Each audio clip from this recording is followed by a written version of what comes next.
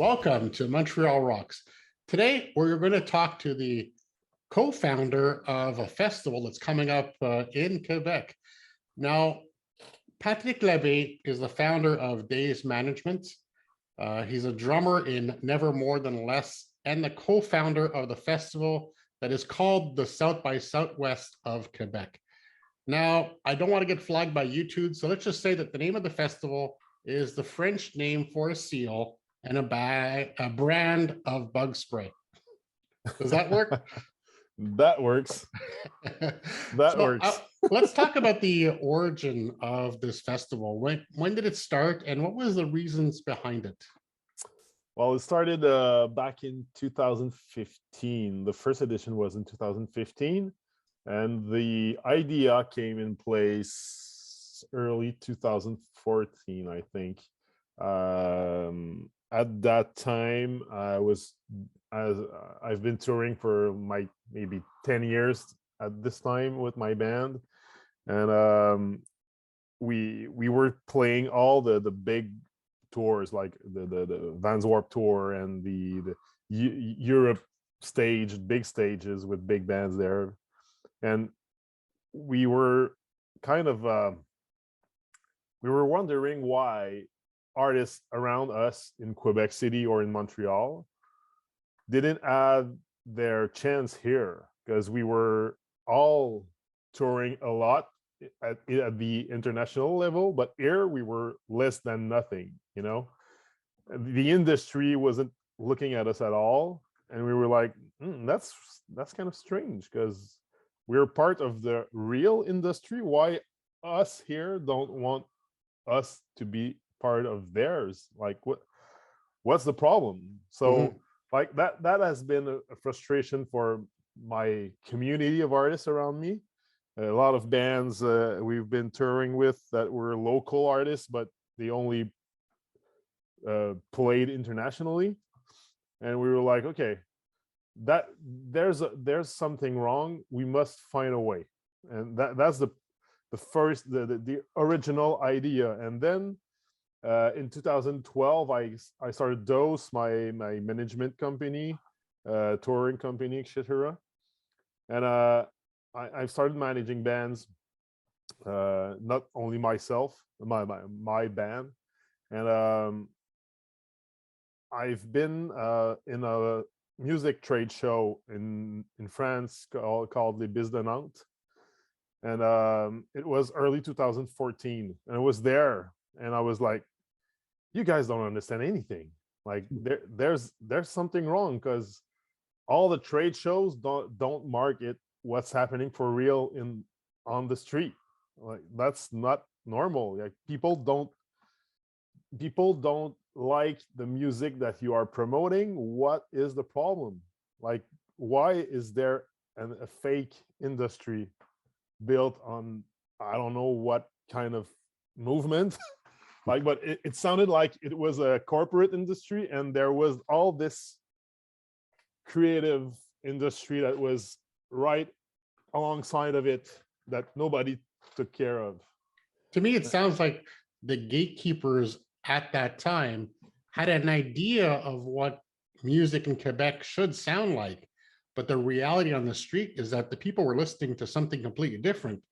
And the success that you had in other countries just kind of validated the point that it was good music.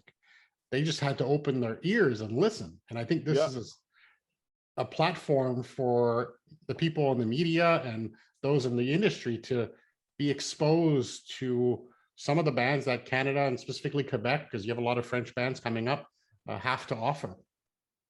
Yeah, exactly. We were like, okay, now we must, like, since they don't want to listen to us and they don't want to give us a place, we're going to try to create a safe space for that inclusive industry that we had in mind, you know. And when I say inclusive, it's not only like Black people or Latino people or anything. It's inclusive at large. All the communities, all the brands, all the kind of music, all the origins of either you're corporate or not, like we're just inclusive at all, you know. Yeah, and you can tell by the roster that's of the bands that are going to be there. You have from folk to death metal. I mean, there's everything in between.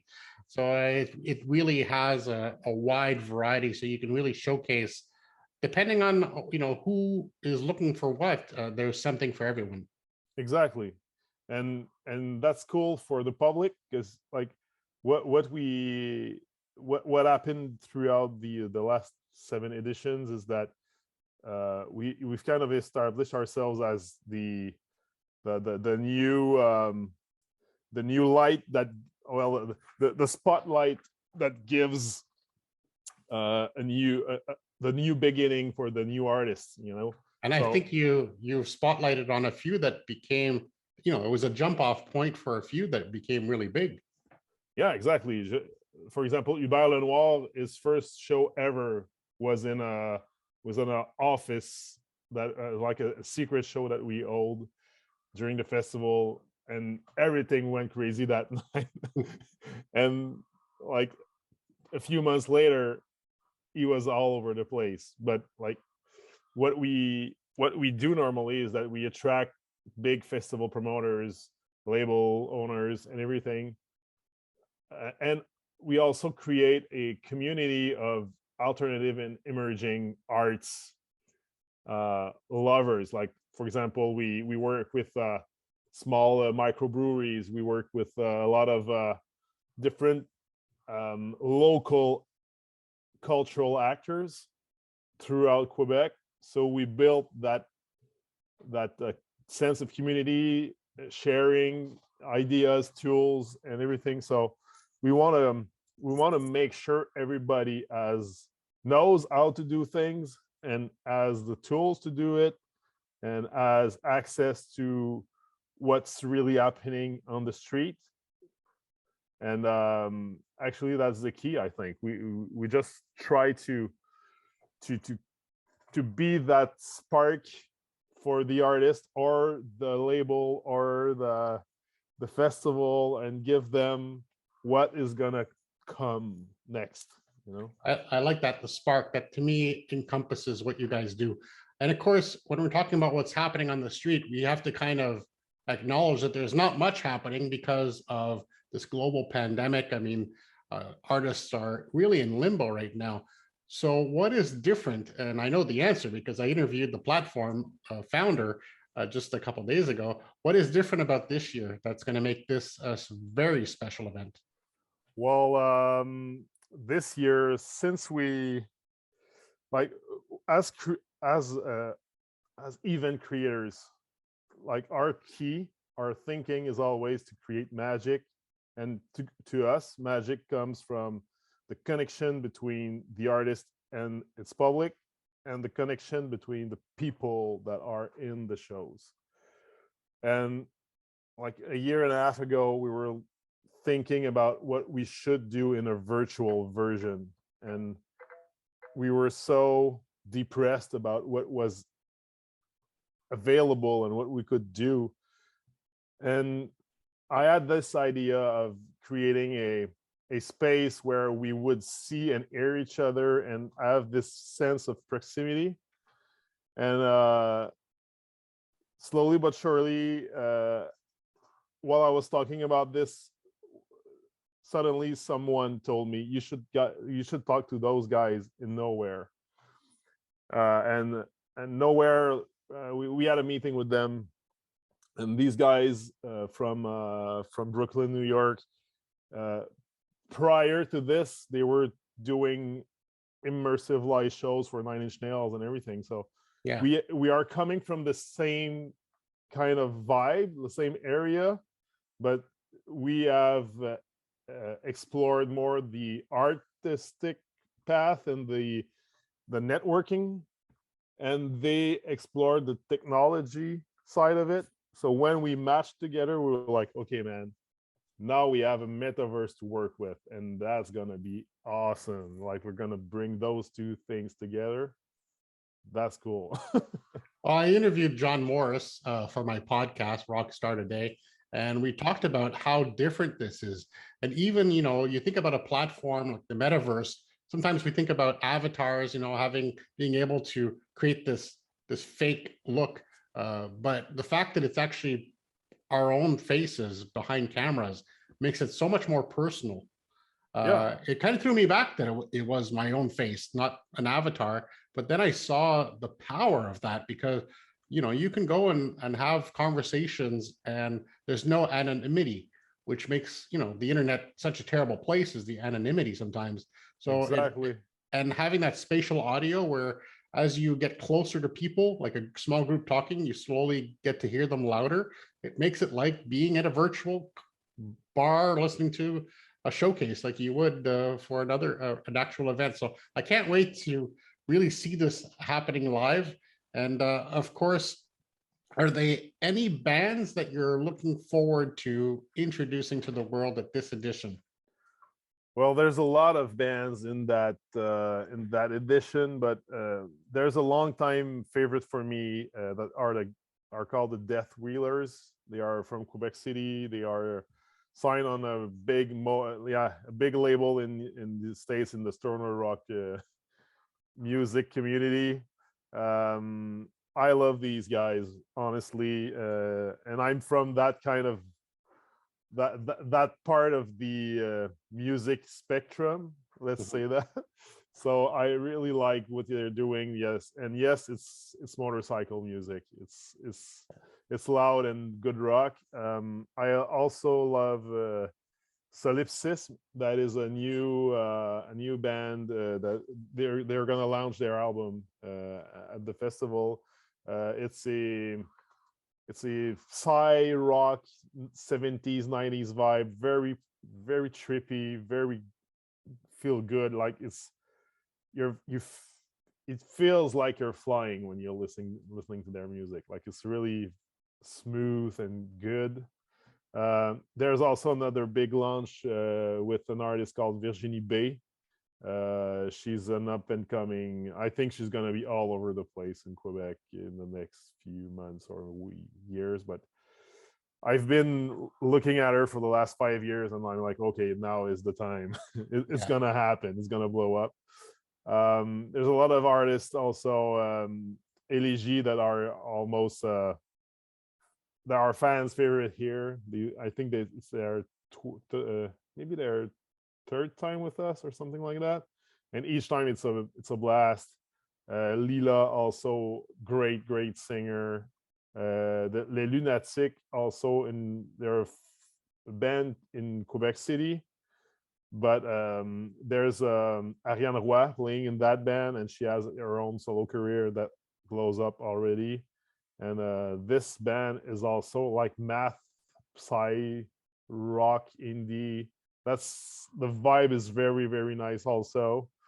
And like probably probably nobody on the lineup, right? Mhm. Or most of nobody, but everything is good. Nothing isn't right off the top. There's a band called Zuz that is one of my favorites, also in Quebec, that is gonna play. Ken Press, that you might know, because We've he interviewed Ken Press on Montreal yeah. Rocks. So Big, yeah, Ken big Press fans. is more well known. Let's say that is one of our biggest names in the programming. Um, Also, we work a lot with French Canadian communities, because we feel like they have a special touch. And this year we're working with a band called the Blue Charms, Mhm. and I think this is gonna be great. I never and didn't see the show yet because it's not recorded yet, but it's gonna be awesome, I think. And yeah, there's so many things like Instalastalgia. Either way, this is a post rock band that is so damn good, and it's their third show maybe. And these guys are all stars. Like they are playing in many bands. uh they've been touring for the last 15 years also. So this is very a good band. I'm looking forward to hear them. La Fièvre also good electro hip hop feminist vibe, very good.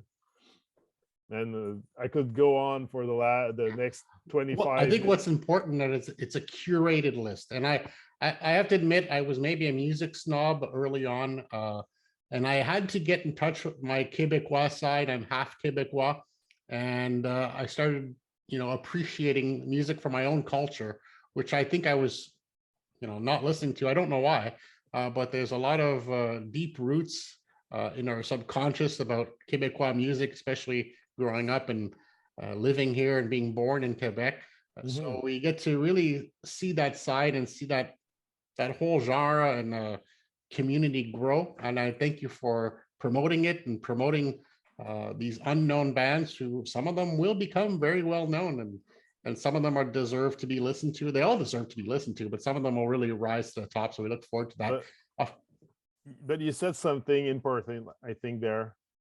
You said we all have this Quebecois root idea in our head, and to me, Quebecois music doesn't match what I have in my head. You know, Yeah. to me, Quebecois music is only great music that is produced here. Like I don't give a damn about the language you sing in. I don't give a damn about the kind of music you play. Is it hip hop? Is it electronic music? Is it dance? Is it metal? I don't give a damn. Just give me chills. Give me chills, and I'm gonna program you. I love that. So if you also want chills, make sure you get your tickets February 21st, 25th, all virtual. You can do it from the comfort of your own home. Make sure you have a camera. Make sure you use the headphones to get that spatial audio and to really get immersed in the experience. And we really look forward to, having a festival really become one of the first to do something in the metaverse and to really, give us an experience, not only auditory, but also visual. So congratulations, Patrick. I can't Thank wait to you. see how this is going to turn out. And we can't wait to see some of the bands that you've recommended.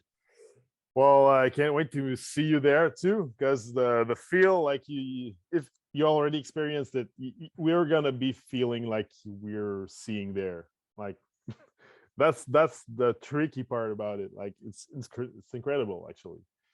Well, we look forward to it. Thanks, Patrick. We'll see you in the metaverse. Thank you. Bye bye.